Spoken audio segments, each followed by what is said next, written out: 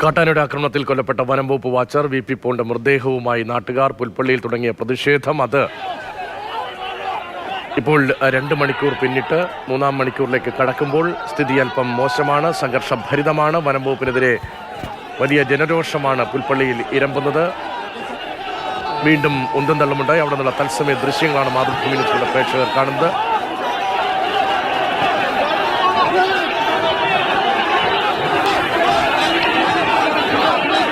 പോലീസും നാട്ടുകാരും തമ്മിൽ ഉന്തും തള്ളുമുണ്ടായി. നേരത്തെയും ഉന്തും തള്ളുമുണ്ടായിരുന്നു. നേരിതത്തിൽ കയ്യാങ്കളിയും ഉണ്ടായി. ഇപ്പോൾ വീണ്ടും ഉന്തും തള്ളുമുണ്ടാകുന്നു.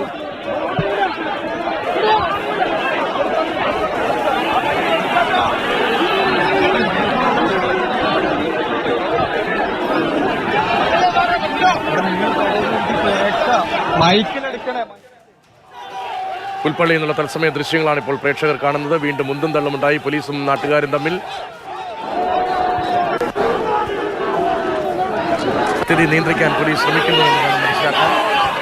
രാഹുൽ എന്താണ് സംഭവിക്കുന്നത്?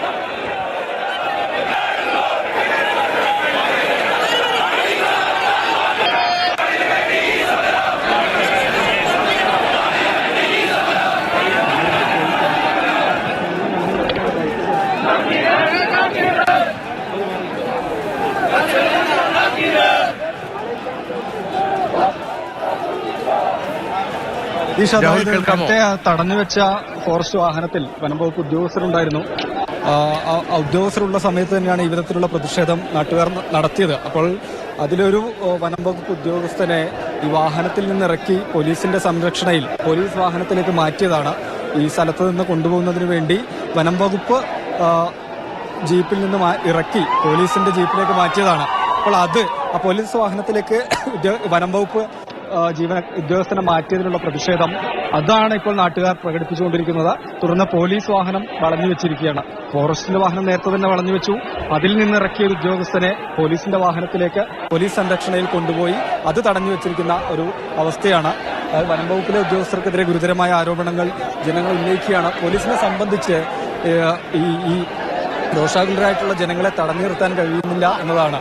ഈ വാഹനം പോലീസ് വാഹനവും അതിനെയും ഒരു ആക്രമിക്കുന്ന രീതിയിലേക്കാണ് ജനങ്ങളുടെ പ്രതിഷേധം വരുന്നത്. നിങ്ങൾ എന്തിന് വനം വകുപ്പിന് സപ്പോർട്ടായി നിൽക്കുന്നു? വനം വകുപ്പ് ഉദ്യോഗസ്ഥർ എന്തിന് സംരക്ഷണം നൽകുന്നു? ജനങ്ങൾക്ക് സംരക്ഷണം നൽകാൻ കഴിയാത്ത, വന്യജീവികളിൽ നിന്ന് സംരക്ഷണം കഴിയാത്ത, സുരക്ഷ നൽകാൻ കഴിയാത്ത വനം വകുപ്പിന്റെ ഉദ്യോഗസ്ഥരെ എന്തിന് പോലീസ് സംരക്ഷിക്കുന്നു എന്ന ചോദ്യമാണ് ജനങ്ങൾ പ്രതിഷേധക്കാർ ഉന്നയിക്കുന്നത്.